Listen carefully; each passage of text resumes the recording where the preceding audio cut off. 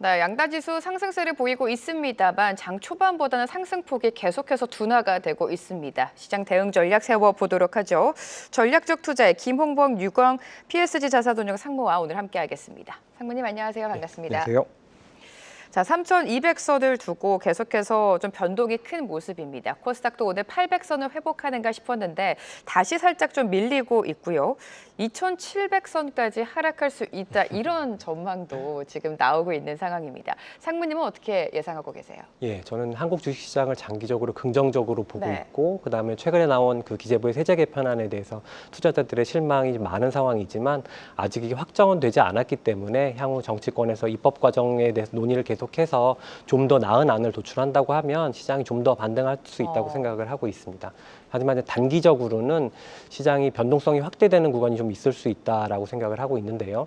6월, 7월 시장이 좀 가파르게 상승을 했었고 네. 이 상황에서 하반기에 트럼프 대통령의 관세 정책 효과가 본격적으로 나올 텐데 트럼프 대통령의 관세 정책은 관세가 높기 때문에 미국의 수입 물가를 높이고 그 결과 미국의 기업과 소비자들의 구매 여력을 제한합니다. 하반기에 미국의 인플레이션이 좀 본격적으로 높아지면 미국 연준 입장에서는 그 기준금리를 내리는 그런 스케줄을 뒤로 미루거나 횟수 자체를 좀 줄일 수 있는데 그럴 경우 단기적으로는 시장의 변동성이 확대될 수 있다고 생각을 하고 있습니다. 네, 단기적으로 봤을 때는 시장의 변동성이 있겠지만 한국 증시를 긴 호흡으로 봤을 때는 여전히 좀 좋게 평가하고 계신 것 같습니다. 미증시도 살펴볼 텐데 최근에 미증시 같은 경우에는 고용이 불안하게 나오면서 경기 둔화에 대한 우려까지 다시금 커지고 있습니다. 이 부분 어떻게 보셨어요? 예, 결론부터 말씀드리면 최근에 나온 이제 지난주 나온 고용 보고서 때문에 경기 침체까지 가는 건 좀 과한 우려라고 생각을 합니다. 사실 트럼프 대통령의 관세 정책 때문에 상반기 동안 보면 세계의 많은 기업들이 그 기업 환경에 불확실성이 있기 때문에 뭐 투자라든지 고용이라든지 이런 걸 많이 미뤄왔었어요. 그러한 상황이었고 네. 지금 5월, 6월 비농업 고용자 수치가 이제 많이 하향 조정이 됐는데 그 이유가 무엇일까라고 생각을 해보면 그 경영자 입장에서는 향후 경영 환경이 불확실한데 사람을 뽑는다는 게 굉장히 부담스러운 일이거든요. 왜냐하면 채용은 쉬울 수 있어도 어느 국가에서나 해고는 어렵지 않겠습니까? 그래서 그런 부분이 있을 수 있는데 사실 이제 여기까지는 지난 일인 거고 8월부터는 각 국가별로 관세율이 확정이 되면서 이런 불확실성이 조금씩 없어지고 있는 상황입니다. 그래서 기업들이 그 관세율에 맞춰서 공급망도 조정을 하고 있고요. 그래서 삼성전자 같은 경우 예를 들면 아직 확정은 아닙니다만 소문으로는 지금 삼성전자가 베트남에 생산 기지를 갖고 있는데 베트남의 관세율은 20%로 한국보다도 높습니다. 그래서 베트남에서 생산하던 물량의 일부를 다른 국가로 조정하는 안을 또 검토하고 있다는 그런 이야기도 있고요. 그래서 앞으로는 그러니까 지금까지 멈췄던 투자가 이제 앞으로는 확정이 되고 조금씩 나올 수 있고 채용 결정도 나올 수 있는 거기 때문에 너무 이제 걱정할 필요는 없다라고 생각을 하고 있고요. 그 다음에 고용 지표는 사실 주식시장 보는 데 있어서 이제 후행 지표입니다. 그래서 고용 지표를 보면서 주식시장을 예측하려고 한다는 건 마치 백미러를 보면서 운전하는 거랑 다를 바 없기 때문에 지난주 나온 고용 보고서를 가지고 뭐 향후 경기 침체까지 너무 이렇게 확 점프를 해서 연결시키는 건 좀 과한 걱정이라고 생각을 하고 있습니다. 네, 고용이 살짝 흔들렸지만 그렇다고 해서 현 시점에 경기 침체까지 우려하기에는 좀 과하다라고 말씀을 해주셨습니다. 그럼에도 불구하고 고용이 좀 흔들리다 보니까 9월 금리 인하 가능성이 지금 높아지고 있는 상황입니다. 9월 금리 인하 가능성 상무님께서는 어떻게 보십니까? 예, 지난주 고용 보고서 나온 이후로 사실 미 연준이 9월 달에 기준금리를 25bp 정도 내릴 확률 그런 게 80%에서 90%까지 올라갔고 그게 컨센서스가 됐습니다. 네. 하지만 저는 여전히 이제 9월 기준금리 인하 확률은 저 개인적으로 높지 않다라고 생각을 하고 있는데요. 그 이유는 그 고용 지표가 그 비농업 일자리 수만 있는 게 아니라 뭐 실업률도 있고 다른 뭐 GDP 성장률이라든지 다른 경제 지표도 따져봐야 합니다. 그런 상황에서 실업률도 현재 4.2%로 안정적인 수준을 유지하고 있고요. 앞으로 이제 9월 FOMC까지 9월 중순이니까 한 달 넘는 시간이 남아 있는데 그동안에 나오는 경제 지표에 따라서 상황은 얼마든지 바뀔 수 있는 거고 연준 입장에서도 기준금리 뭐 낮췄다가 바로 또 올릴 수도 없는 그런 거기 때문에 여러 지표를 확인하면서 신중하게 결정하려고 한다고 생각합니다. 네, 9월 금리 인하 가능성은 좀 낮을 수도 있다 이렇게 예상을 해주셨습니다. 자, 지난주 금요일에 우리 시장 말 그대로 급락이 나왔습니다. 외국인의 매도세도 좀 강하게 나왔던 것 같은데 오늘 매수하고 있습니다만 규모가 그렇게 크지는 않습니다. 외국인의 움직임은 어떻게 해석하셨어요? 예, 그 지난 7월에 외국인 순매수액이 6.3조 원, 코스피에 한해서 6.3조 원이 나왔습니다. 네. 그래서 지난 1, 2년간 돌이켜보면 그중에서 가장 큰 수치였는데요. 시장이 워낙 빠르게 상승했기 때문에 뭐 단기적으로는 순매수에서 잠깐 순매도로 돌 수는 있다고 생각할 수 있지만 한국 주식시장이 세계적인 경쟁력을 갖고 있는 기업들이 많이 상장되어 있고, 그리고 무엇보다도 앞으로 상법 개정이라든지 그다음에 배당소득 분리과세 같은 주식시장의 우호적인 그런 제도 개편들을 앞두고 있기 때문에 앞으로도 저는 연말까지 전반적으로 외국인 순매수세는 지속될 거라고 생각을 하고 있습니다. 그 지난번에 말씀드렸던 것처럼 일본이 기업 지배 구조를 개편하면서 장기간 우상향했던 사례를 학습한 외국인 투자자들의 입장에서는 다음 타겟은 한국 주식시장이다라고 생각하고 한국 주식시장을 긍정적으로 바라보고 있습니다. 네, 외국인의 순매수는 그래도 한동안 이어질 것이다라고 예상하고 있고요. 외국인의 매수가 최근에 고배당주, 가치주에 좀 집중이 됐던 것 같습니다. 최근 시장에 좀 실망감이 나온 게 증시 활성화 정책이 좀 후퇴하는 거 아니냐 이런 우려가 커지고 있지 않습니까? 금융지주의 움직임 어떻게 예상하세요? 예, 그 4대 금융지주인 KB, 신한, 하나, 우리 기준으로 이제 말씀드리면 최근 고점 대비 한 10% 정도 하락을 했습니다. 근데 최근 작년부터 이제 올해 2분기까지 6개 분기 정도 그동안의 실적 흐름과 주가의 흐름을 같이 이제 비교를 해서 생각을 해보면 그동안 항상 실적 발표 전에 좋은 실적이 나올 거라는 기대와 함께 주가가 이제 올라갔었고, 그리고 나서는 좋은 실적이 나왔는데도 주가가 좀 하락을 했었습니다. 그리고 조정을 받다가 다시 반등을 했었고, 그 결과가 현재의 주가거든요. 그 은행을 둘러싼 규제 환경도 나쁘지 않습니다. 최근에 이제 은행주가 하락하면서 그런 금융주주사들 하락하면서 대통령의 뭐 이자 장사 발언, 이게 영향을 미쳤다라는 얘기도 있는데, 그 발언을 잘 뜯어보면 이게 마치 뭐 횡재세를 부과해서 기업 그 은행의 이익을 구조적으로 줄이겠다 이런 게 아니라 주택담보대출 같이 상대적으로 편한 그런 대출에만 의존하지 말고 자영업자나 중소기업의 대출을 더 하라는 그런 다분히 원론적인 이야기였고요.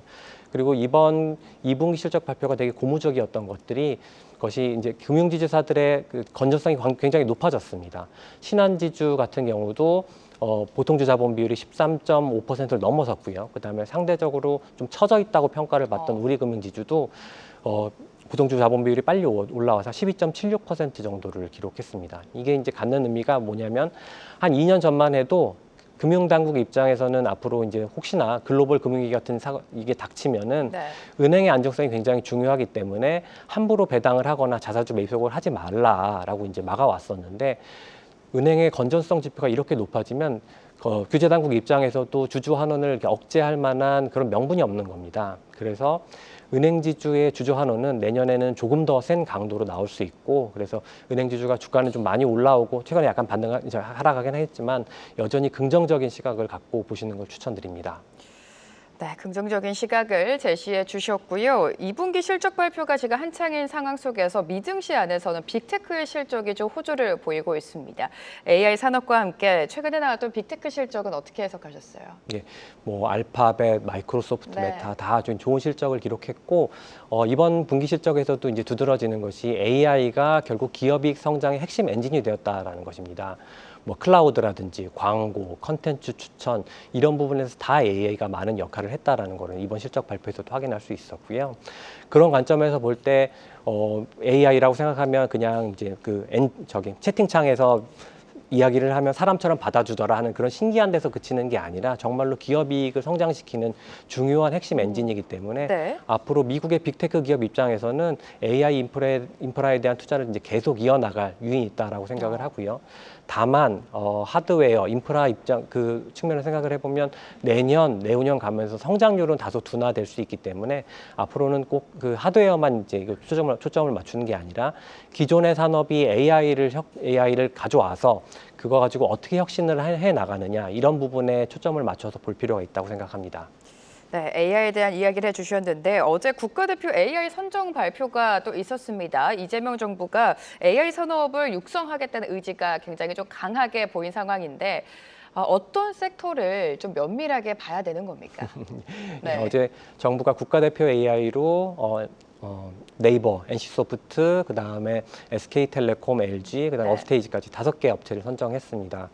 정부 입장에서는 앞으로 AI가 우리 삶의 중심이 되기 때문에 이거를 해외 기업에 맡길 수 없다. 우리가 자체적으로 역량을 갖추고 있어야 된다라는 생각이라서 이 부분에 되게 굉장히 의지가 강하고요.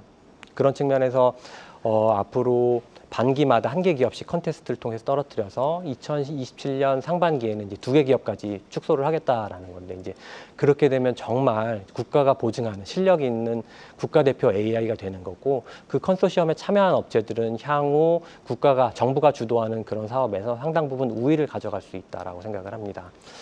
앞으로는 이제 AI가 그냥 별도의 산업으로만 존재하는 게 아니라 기존의 산업에서 AI를 가져와서 그걸 가지고 기존의 산업을 혁신하는 게 굉장히 중요하다라고 생각을 하는데, 저는 앞으로 좀 아직 이르긴 하지만 앞으로 AI를 가져와서 도입해서 가장 큰 혁신을 보여줄 수 있는 게 우리나라의 방산업이라고 생각을 하고 있습니다. 미국 같은 경우도 팔란티어 같이 AI를 이용해서 미국의 국방에서 굉장히 중요한 위상을 차지하는 그런 기업들이 나오고 있는데, 한국 같은 경우는 출산율의 저하 때문에 향후 이제 병력이 줄어들 수밖에 없어요. 그래서 훨씬 더 적극적으로 AI를 차용해서 무기 체계라든지 정보 체계라든지 이런 거를 개선하고 그 과정에서 큰 혁신을 이뤄낼 수 있다고 생각을 합니다. 네, 자, 이런 가운데 계속해서 AI 관련해서는 좀 지속적인 관심이 필요할 것 같고요. 반도체도 보도록 하겠습니다. 지난 며칠 사이 외국인의 매도가 나왔습니다만 그래도 좀 삼성전자를 적극적으로 담는 모습이 포착이 됐었습니다. 하이닉스보다 최근에는 삼성전자가 더 시세를 내줬었는데, 오늘 같은 경우에는 장 초반의 상승폭을 좀 다 반납을 하면서 지금 7만 원 선 아래로 또 밀리기는 했습니다. 삼성전자 주가 전망 어떻게 하세요? 예, 저는 삼성전자의 주가가 앞으로는 좀 다른 흐름을 보일 수 있을 거라고 네. 긍정적으로 보고 있습니다. 사실 2주 전에 제가 이 자리에 나왔을 때 삼성전자의 파운드리 수율이 좋아지고는 있지만 그 속도가 얼마나 빠른지는 좀 확인을 해봐야 된다라고 네네. 다소 유보적인 입장으로 말씀을 드렸었는데요. 그 사이에 삼성전자가 테슬라의 반도체 공급 계약을 따냈습니다. 물론 이제 이거에 대해서 안 좋게 보시는 분들은 저가수주다, 이익이 별로 안 남을 거다라고 말씀하시는 분들도 있지만, 그 단기에 지금 당장 이익보다 더 중요한 부분이 있습니다. 어떤 거냐면, 그 테슬라 입장에서는 이제 이번에 만들게 되는 AI6 칩이 굉장히 중요합니다. 앞으로 자율주행에서도 중요하고 옵티머스 로봇에도 탑재가 되기 때문에 굉장히 중요한데, 이것을 삼성전자에게 맡겨서 칩을 만들기로 했다라는 건 삼성전자의 파운드리 수율이 어느 정도 개선이 이루어지고 있다는 걸 확인했기 때문에 가능하다라고 보고 있고요. 그다음 두 번째로 제가 보고 있는 거는, 사실 삼성전자는 이번에 공시를 하면서 그 계약 상대방을 밝히진 않았어요. 네. 밝히진 않았지만 이제 일론 머스크가 X에다 이제 얘기를 했죠. 삼성전자랑 협업을 하겠다고. 근데 이제 그걸 이야기하면서 뭐라고 얘기를 했냐면, 테슬라가 삼성전자 그 제조 효율성을 높이는 거를 도와주는 걸 이제 허용하겠다, 용인하겠다라고 얘기를 했고, 이제 일론 머스크 집이 마침 그 공장이랑도 가까워서 자주 들러보겠다, 이런 식으로도 이야기를 했습니다. 근데 그 이야기는 테슬라랑 삼성전자가 적극적으로 협업을 하겠다라는 이야기 때문에 긍정적으로 바라볼 수 있고요. 이제 남은 거는 파운드리가 아닌 디램 원시 공정에서의 수율 개선인데, 만약 이 부분에서 또 수율이 의미 있게 개선이 된다고 하면 이건 SK 하이닉스에 뒤처졌던 리더십을 다시 회복하는 거기 때문에 뭐 지금 주가가 7만 원 언저리에 있지만 앞으로 뭐 8만 원, 9만 원까지도 충분히 갈 수 있다고 생각합니다. 네, 삼성전자 예전과는 좀 달라진 움직임을 기대해봐도 좋겠다라는 말씀을 해주셨습니다. 자, 실적 시즌인 만큼 호실적을 발표하는 기업들의 관심이 쏠리고 있습니다. 그렇다고 해서 실적이 좋다고 다 주가가 오르는 게 아니고 오히려 반대로 실적이 안 좋았는데 이미 좀 주가에선 반영이 됐다라는 관점 속에 상승을 하는 경우가 있었습니다. 이러한 실적 시즌에는 어떤 전략을 가지고 세부적으로 대응을 해야 되는 겁니까? 예, 굉장히 어려운 질문입니다. 네. 대응하기 너무 어려워요, 요즘에. 예. 그 단기적인 주가 움직임을 예측하는 건 누구한테도 이제 쉬운 게 아니기 네. 때문에 이렇게 이제 어렵고 헷갈릴 때는 이제 한 걸음 물러나서 이 기업의 실적이 올해 대비 내년에 얼마나 좋아질 수 있을까, 다소 이제 먼 곳을 바라보는 게 좀 필요하다라고 생각을 합니다. 그런 점에서 바라보면 가시성이 좀 높은, 예를 들어 내수업종 같은 경우는 올해 하반기 내년까지 이제 내수가 좋아질 수 있는데, 그렇게 보면 매출액이 많이 늘어날 수 있고, 사실 그동안에 내수가 불경기였기 때문에 비용 구조를 굉장히 타이트하게 슬림화해서 운영을 해왔어요. 그래서 매출액이 좋아지는 속도보다 이익이 좋아지는 속도가 더 빠를 수 있기 때문에 소위 얘기하는 이제 영업 레버리지가 발현이 될 수 있습니다. 그래서 그런 관점에서 이렇게 올해 대비 내년에 이익이 많이 늘어날 수 있는 업종이나 종목이 어떤 것일까라고 네. 질문을 던져보는 게 가장 중요하다고 생각합니다. 자, 이런 가운데 오늘 에코프로비엠은 기대 이상의 상상 이상의 깜짝 실적을 발표하면서 주가가 급등이 나오고 있고 2차 전지 전반적으로도 좀 훈풍을 불어 넣어주고 있습니다. 그동안 상무님 2차 전지 워낙에 못 가지 그렇죠. 않았습니까? 오늘의 급반등을 우리가 어떻게 해석하면 좋을까요? 예, 에코프로비엠이 사실 고점 대비 거의 한 80% 정도 하락을 했습니다. 네. 지금 이제 실적이 컨센서스가 122억 원 정도였는데 490억 원이 나왔으니까 사실 이 정도 실적이 나왔으면 이제 주가의 바닥은 확인을 했다라고 생각을 하고요. 이제 앞으로 중요한 것은 얼마나 이제 빠른 속도로 반등을 할 수 있느냐인데 이 부분은 조금 어려운 게 이제 확인해야 될 것들이 좀 남아 있습니다. 예를 들어 미국 같은 경우는 9월까지 이제 전기차 세액공제가 지급이 된 다음에 폐지가 네. 되고요. 그 금액이 7,500달러니까 한국 돈으로 한 1,000만 원 정도 됩니다. 큰 금액이니까 그 부분도 영향을 미칠 수 있고, 그다음에 유럽 전기차 시장도 중국 전기차, 중국 배터리 업체들이 잘하고 있기 때문에 이 부분에 있어서는 좀 확인을 해봐야 된다고 생각을 합니다. 그게 반등 속도를 결정할 거라고 생각합니다. 조금은 더 확인을 해봐야 된다. 오늘 2차 전지 반등은 계속해서 지속될 수 있을지 지켜봐야 된다라는 말씀을 해주셨고요. 네. 실적을 이야기하면 조선과 방산을 또 빼둘 수가 없습니다. 수주에 대한 기대감, 추가적인 수주에 대한 기대감이 사실상 주가에 이미 반영은 되기는 했어요. 워낙에 예. 가파르게 올랐기 때문에. 조선과 방산은 현 시점에서도 여전히 매수 관점이십니까? 예, 그렇습니다. 사실 조선과 방산 네. 같은 경우는 긍정적인 시나리오들이 주가에 많이 반영이 됐기 때문에 상반기에 보여줬던 것 같은 그런 주가 기울기가 하반기에도 계속된다라고 생각하기 좀 쉽지 않을 것 같습니다.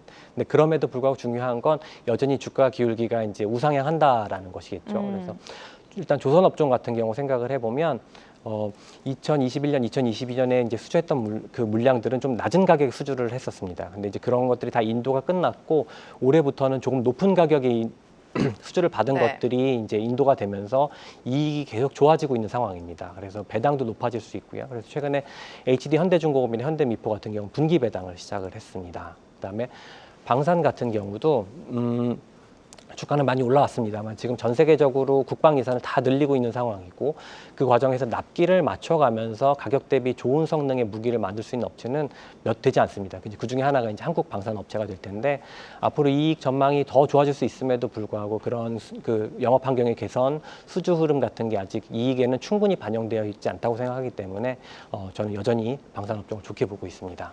네, 가장 많은 질문을 받으셨을 것 같아요. 방산은 아직까지도 좀 유망하게 보고 계신다라고 말씀을 해주셨습니다. 자, 8월장이 시작이 됐죠. 8월 시장 대응 전략 간략하게 들어볼게요. 예, 주가가 6월, 7월 이제 단기간에 급상승을 했기 때문에 잠깐 쉬어가는 건 당연한 일이라고 볼 수 있을 것 같고요.